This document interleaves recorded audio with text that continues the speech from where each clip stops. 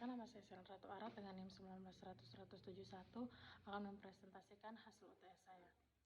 Apa itu sistem pembayaran? Sistem pembayaran adalah sistem yang mencakup seperangkat aturan, lembaga, dan mekanisme yang dipakai untuk melaksanakan pembinaan dana guna memenuhi suatu kewajiban yang timbul dari suatu kegiatan ekonomi. Sistem pembayaran lahir bersamaan dengan lahirnya konsep uang sebagai media pertukaran, medium of exchange, atau intermediary dalam transaksi barang, jasa, dan keuangan. Pada prinsipnya, sistem pembayaran memiliki 3 tahap pemrosesan, yaitu otoritas, clearing, dan juga penyelesaian akhir.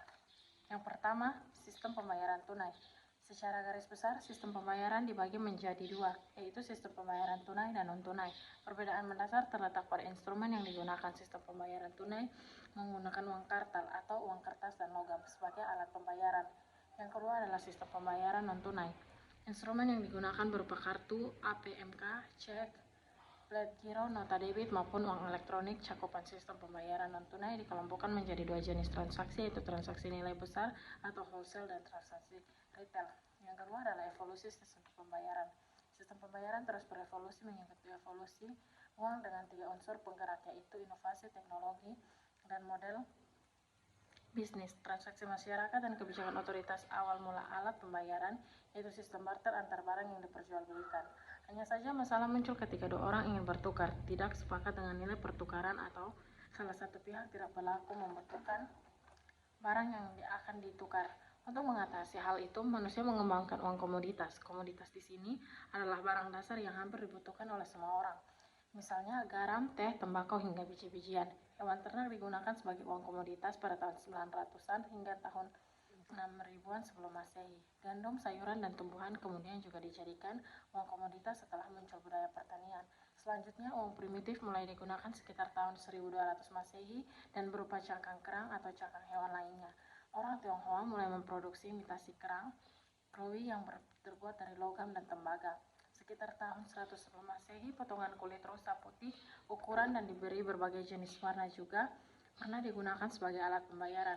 Uang kertas mulai digunakan pada saat sebagai alat pembayaran. Swedia merupakan negara pertama di benua Eropa yang menggunakan uang kertas di tahun 1961 setelah pabrik kertas didirikan pada tahun 1150 di Spanyol.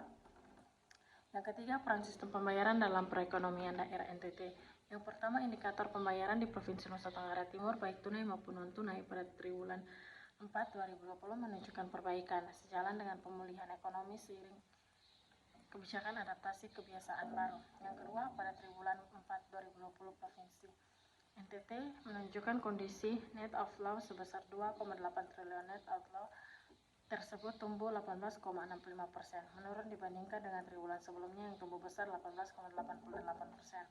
Yang ketiga, transaksi non-tunai secara bertahap juga mengalami perbaikan, tercermin dari pertumbuhan volume transaksi SKNBI dan BI RTGS yang meningkat dibanding dengan triwulan sebelumnya. Namun secara nominal, pertumbuhan SKBI lebih tinggi dari triwulan sebelumnya, sedangkan BI RTGS masih lebih rendah dibanding dengan triwulan sebelumnya.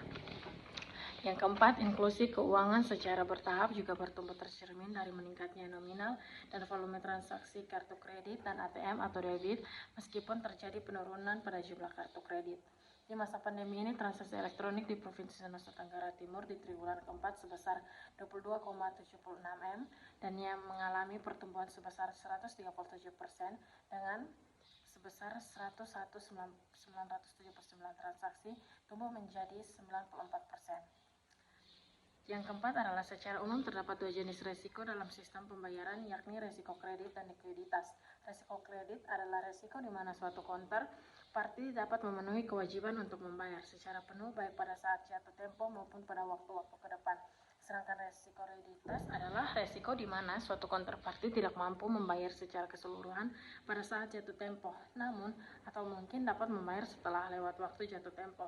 Hal ini tentu akan dapat menimbulkan kesulitan likuiditas bagi counterparty penerima, dan pada gilirannya mungkin dapat meningkatkan cost of fund dari counterparty tersebut karena harus mencari dana di money of market. Yang kelima adalah BI Provinsi NTT mencatat penggunaan sistem pembangunan digital dengan metode Quick Response Code atau Indonesia Standard CRIS.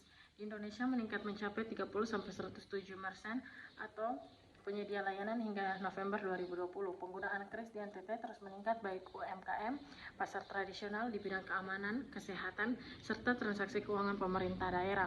Kata Kepala Perwakilan BI Provinsi NTT, Inyoman Irawan Atmaja dalam keterangan yang diberikan di Kupang, Jumat dia mengatakan penggunaan kris di NTT yang terus meningkat hingga 30.107 merchant ini berkat dukungan dari pihak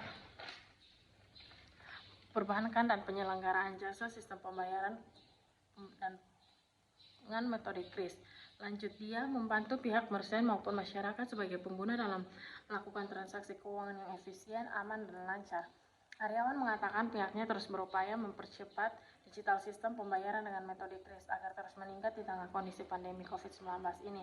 Pada Maret 2020, lanjut dia kampanye penggunaan kris setelah dilakukan secara luas.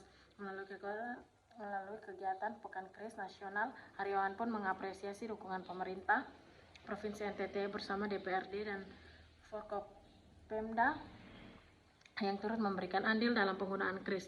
Aryawan menambahkan selanjutnya untuk mempercepat dan memperluas digitalitas, maka perlu segera dibentuk tim percepatan dan perluasan digitalisasi daerah baik di tingkat provinsi, kabupaten maupun kota.